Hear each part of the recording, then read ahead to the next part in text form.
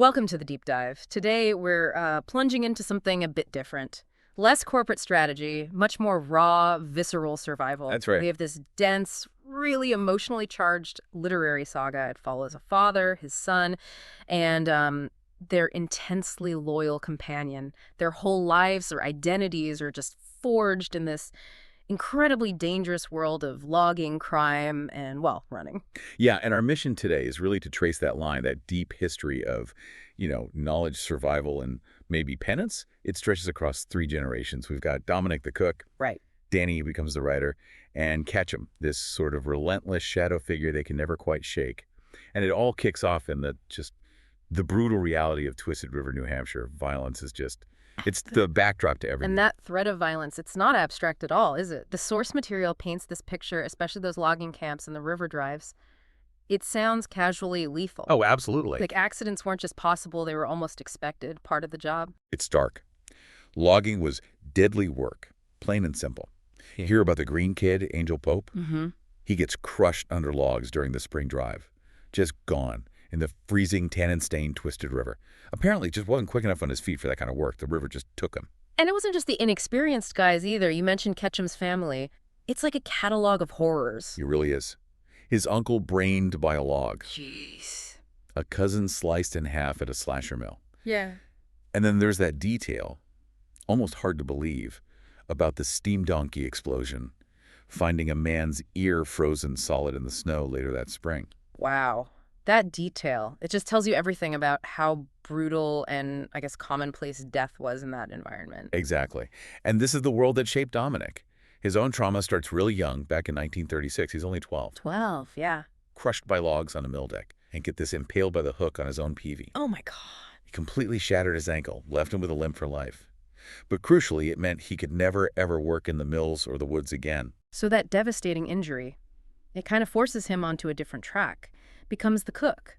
But the real break, the thing that turns him and his son, Danny, into fugitives for life, that's still coming. Right, and it's tragedy layered on top of earlier loss. There's the foundational sadness of Danny's mother, Rosie, drowning. She was apparently quite something, a free spirit. Taught Ketchum, of all people, the basics of reading. And dancing, even.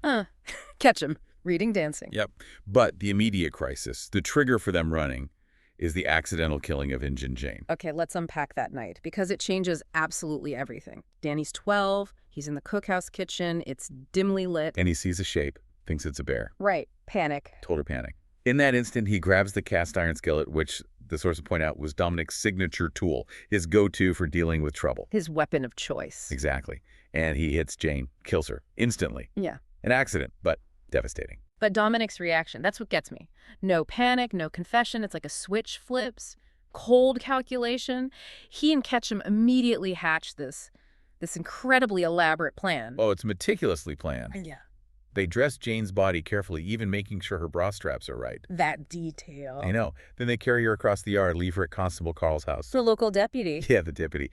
The idea, the sheer nerve of it, was that Carl, who was known to drink heavily, would wake up hungover next to the body and just assume he'd done it in a blackout. That's audacious, doesn't even cover it. It suggests Dominic was maybe always ready to run somehow. It feels like it. And that single, incredibly risky move is the catalyst. They become fugitives instantly. Yeah. They have to flee, head straight down the coast towards Boston, the North End. Fleeing means becoming someone else, right? New identities. Immediately.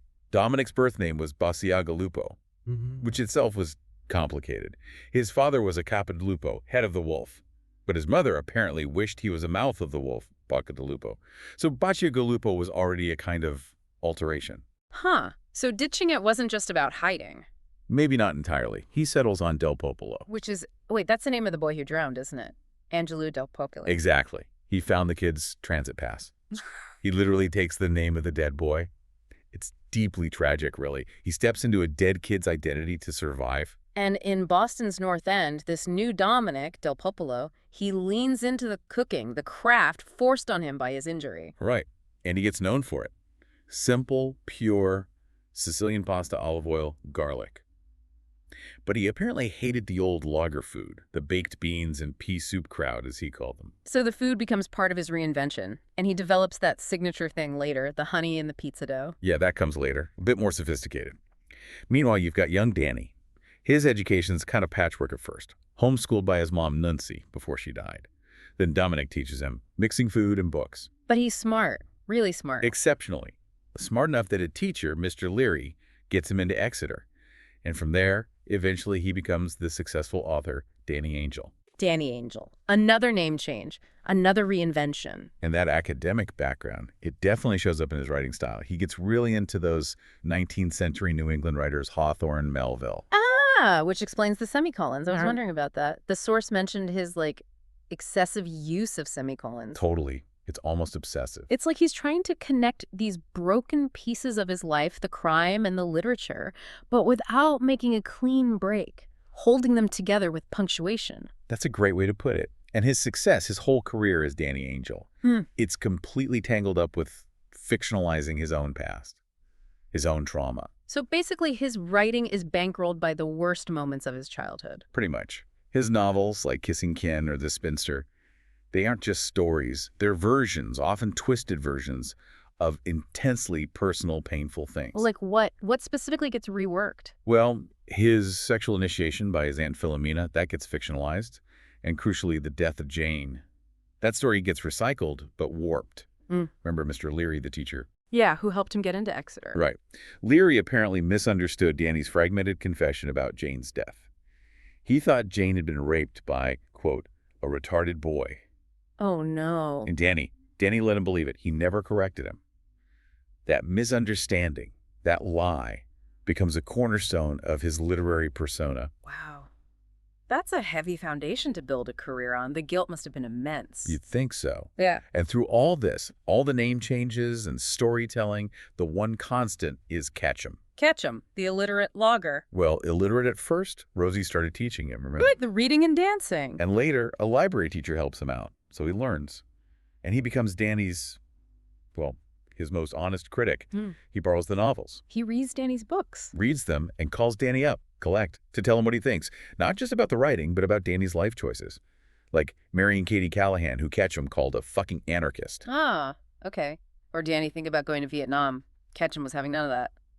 That loyalty from Ketchum, it's just unwavering, isn't it? Fierce, even violent. You mentioned Vietnam. Oh, yeah. Ketchum literally offered to take his Browning knife and chop off a few of Danny's fingers. Or the whole hand, if necessary. Anything to make him unfit for service. Just to keep him out of the war. He promised Danny's mother, Rosie, he'd look out for the boy. He meant to keep that promise no matter what. That's intense devotion. But Ketchum paid his own physical price for that life, right? The logging life. Absolutely. The sources mention chainsaw deafness, pretty common for loggers back then, and white fingers, Raynaud's phenomenon, from the constant vibration of the saws. Yeah.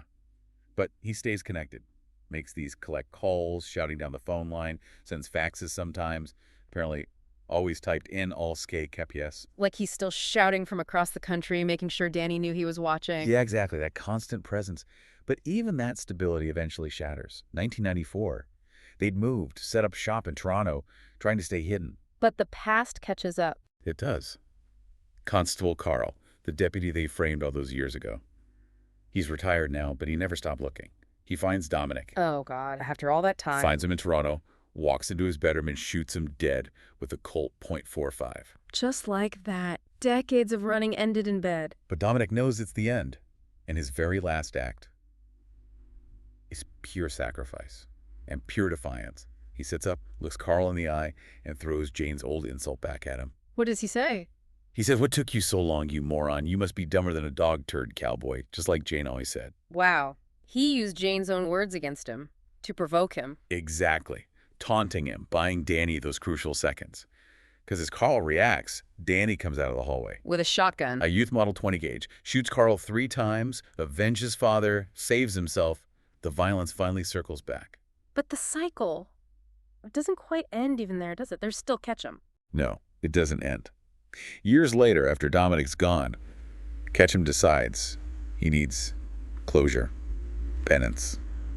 He blames himself, you see, for things he couldn't prevent, especially Rosie's drowning. He carries that guilt. And he decides on something drastic. Extremely drastic. Self-amputation. He actually researches it, goes to a doctor, asks about cutting off his left hand. He asked a doctor. Yeah.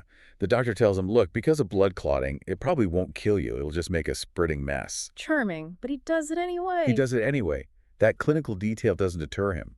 It shows how deep that need for some kind of symbolic act went. Where does he do it? He goes back to Moose Wash Pond, a place resonant with the past, where moose supposedly dance over the old dam site. He cuts off his left hand there. Just leaves it. Throws it into the pond. The same water where he later scatters Dominic's ashes. It's this final, terrible act of loyalty and maybe release. Then what? He walks back to the site of the old cookhouse, sits down, leans against the stone chimney, the very chimney from the kitchen where Jane died, drinks most of a bottle of whiskey. A final pilgrimage to the place it all started. Seems like it. But even before that final act, he does one last thing for Dominic's line. He makes sure Danny's son, Joe, is looked after. And he essentially forces Danny to stay out of the U.S., to keep running, so that Joe can have a normal, safe life away from all this, protecting the next generation. So when you strip it all back, the core of this whole saga seems to be about how identity isn't really a choice for them, is it? It's imposed as danger. Exactly. That relentless need for safety forces, these huge changes. Basiagalupo becomes Del Popolo becomes Angel. But the original stuff, the loyalties, the crimes, the trauma, that's the real structure underneath. They could change the names, but the history stuck.